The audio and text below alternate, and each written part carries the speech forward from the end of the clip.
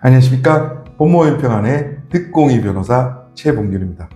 여러분, 형사사건에 휘말리면 무조건 전과가 남는다고 생각하시나요? 사건은 이미 기소되었고 재판까지 넘겨졌는데도 전과 없이 끝낼 수 있는 방법이 있다는 사실 알고 계셨나요?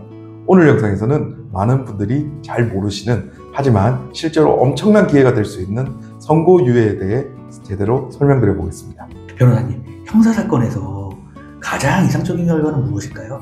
네, 당연히 가장 좋은 건 무혐의나 무죄 판결을 받는 겁니다. 혐의가 아예 없다고 수사기관이나 재판부가 인정해 주는 것이죠. 요즘은 경찰도 불송치 결정을 통해서 수사 단계에서 사건을 종결할 수 있고, 검사는 불기소 처분을 통해 기소 없이 마무리할 수도 있습니다. 이렇게 수사 단계에서 끝나는 건 피의자 입장에서 최상의 결과라고 볼 수 있습니다. 그런데 기소유예는 어떤 의미인가요? 네, 예전 영상에서 자세히 설명드린 바 있는데요. 기소유예는 검사가 유죄는 인정되지만 처벌은 하지 않겠다고 판단하는 경우입니다. 보통 초범이고 반성의 태도가 뚜렷하거나 피해자와 원만한 합의가 된 경우에 적용됩니다. 전과는 남지 않고 수사기관 내부 자료로만 기록돼 있을 뿐입니다. 다만 일부 공공기관 채용이나 특정 직종에서는 그 기록이 확인될 가능성도 있기 때문에 완전히 흔적을 없앨 수 있는 건 아닙니다. 집행유예와 선고유예는 어떻게 다른가요? 네, 진짜 좋은 질문입니다. 집행유예는 형을 선고하되 그 형을 일정 기간 집행하지 않고 미뤄주는 겁니다.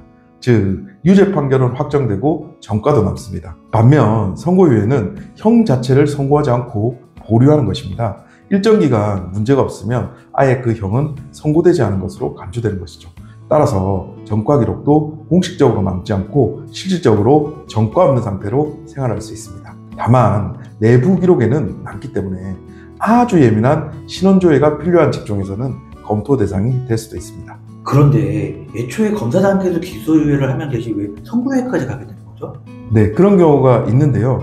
현실에서는 수사 단계에서 피해자와의 합의가 늦어지거나 피해자가 너무 안이하게 대응하는 경우가 많습니다. 그런 경우 검사는 일단 기소를 하게 되고 재판에 넘겨지게 되는 것이죠. 하지만 재판 도중 피해자와 합의가 이루어지거나 반성문, 상담 이력, 탄원서, 사회봉사 등의 양형자료가 추가되면 재판부가 선처를 고민하게 됩니다. 이때 가능한 처분이 바로 선고유예입니다. 즉, 수사와 재판은 각각 다른 시점이고 새로운 사정이 발생할 수 있기 때문에 선고유예는 그 상황의 변화에 대한 법원의 반응이라고 볼 수 있는 것입니다. 변호사님, 선고유예는 어떠한 사건에서도 다 받을 수 있나요? 그런 건 아닙니다. 선고유예는 아무나 아무 사건에나 적용되지는 않습니다.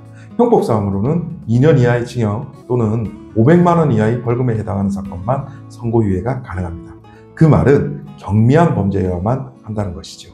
실제로 벌금 200~300만 원 정도가 예상되는 사건에서 피해자와의 합의가 이루어지면 선고유예 가능성이 높습니다. 단, 성범죄나 폭력범죄처럼 사회적으로 민감하거나 재질이 나쁜 사건은 거의 불가능하다고 보셔야 합니다. 그렇다면 선고유예를 노려야 하는 경우는 어떤 때일까요? 선고유예가 정말 간절히 필요한 여러 경우들을 설명드리겠습니다. 첫째로는 해외 출장이나 비자 발급이 필요한 경우입니다. 둘째로는 교사, 공무원, 병원 직원, 학원 강사처럼 신원조회가 중요한 직업을 가진 경우입니다. 세 번째로는 성범죄 전과로 인한 사회적 낙인이 우려되는 경우입니다. 이런 상황에서는 전과 하나로 인생이 달라질 수 있잖아요. 그렇기 때문에 사건이 이미 기소된 상태라면 최대한 빠르게 변호인을 선임하고 피해자와의 합의, 반성문, 양형자료를 꼼꼼히 준비해서 선고유예를 목표로 쌓는 게 매우 중요합니다. 유예기간 중에 문제가 생기면 어떻게 되나요? 네, 이 부분도 반드시 알아두셔야 합니다. 선고유예는 일정 기간 동안 형의 선고를 미루는 것이기 때문에 그 기간 동안 다시 범죄를 저지르면 유예가 취소되고 형이 선고될 수 있습니다. 그리고 한 번 선고유예를 받은 사람은 3년 동안 다시 선고유예를 받을 수 없습니다.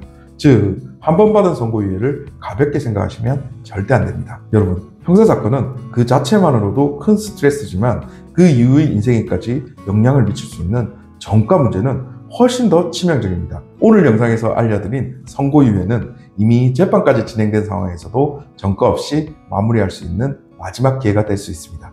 이 영상이 여러분이나 주변 분들께 도움이 되셨다면 좋아요와 구독 제발 부탁드리겠습니다. 감사합니다.